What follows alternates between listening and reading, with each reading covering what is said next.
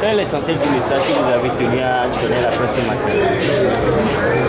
Alors d'abord, on a voulu faire le point sur les événements qui se sont déroulés la semaine dernière, notamment les violences que l'État a exercées sur les populations, les manifestants, les violences que l'État a perpétrées sur les leaders de l'opposition. Nous avons fait le point avec les journalistes sur ces sujets-là.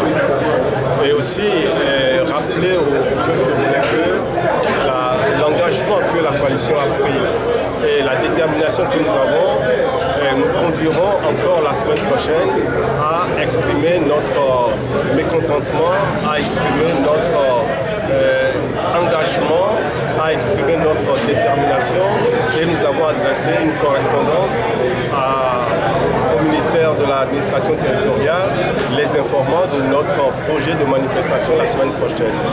Nous avons également présenté les éléments à notre disposition suite au sommet organisé par les chefs d'État à Lomé. Je peux vous dire que nous attendons du facilitateur qu'il s'exprime et qu'il précise quelles sont ses intentions lorsqu'il a fait les recommandations de suspension des manifestations. Aujourd'hui, il y a une contradiction évidente entre notre compréhension de ces recommandations et la manière dont le régime interprète ces recommandations. Il est donc temps que le facilitateur nous situe sur le sens que lui-même il donne à ces recommandations.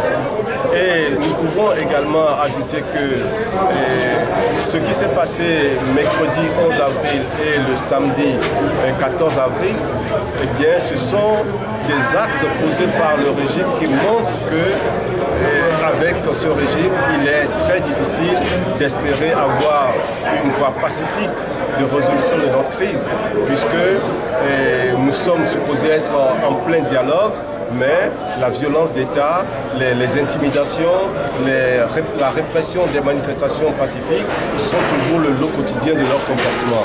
Il faut donc que le peuple togolais comprenne encore, si besoin était, que c'est la détermination, c'est l'engagement du peuple, c'est le travail et la mobilisation qui sont les seuls instruments dont nous disposons pour faire comprendre à ce régime que le peuple togolais veut la liberté, le peuple togolais veut la paix. Et tous les Togolais, je crois, aujourd'hui, sont déterminés et sont prêts à payer le prix qu'il faut pour la liberté. Les Togolais sont prêts à payer le prix qu'il faut pour la démocratie.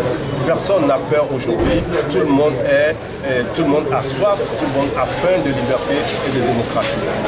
Seriez-vous en même temps dans les rues et en même temps autour de la discussion? Nous n'avons jamais exprimé un refus de discuter avec le régime. Mais le régime ne peut pas nous interdire les manifestations. C'est inacceptable. Notre constitution nous donne ce droit et nous allons le défendre. Et nous avons obtenu cette constitution par la sueur, par le sang. Et s'il faut défendre aujourd'hui cette constitution, on défendra cette constitution par la sueur et par le sang également. Déjà mort et plusieurs blessés. Oui, il y a eu plus de 250 arrestations.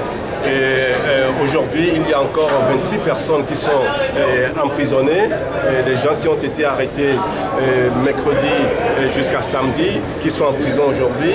Ce sont des gens qui n'ont rien fait et donc ce sont encore une fois un lot de prisonniers politiques qu'on vient ajouter à ceux qui étaient déjà en prison. Tout cela, eh bien, ça fait partie des choses contre lesquelles nous nous battons. Et nous ramenons la démocratie dans notre pays et toutes ces façons de gouverner le Togo, eh bien, va disparaître. Merci.